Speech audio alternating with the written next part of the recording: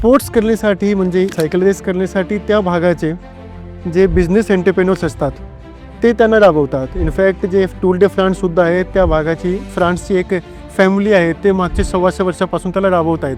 Wow. आणि पुण्यामध्ये आपल्याकडे खूप मोठे एंटरप्रेन्योर्स आहे जे पुणेची सोल जी आत्मा आहे ते समजतात. तर आम्ही त्यांना रिक्वेस्ट केली होती की हा रेस जे आहे ते 100% तुमच्याद्वारेच राबवू आपण.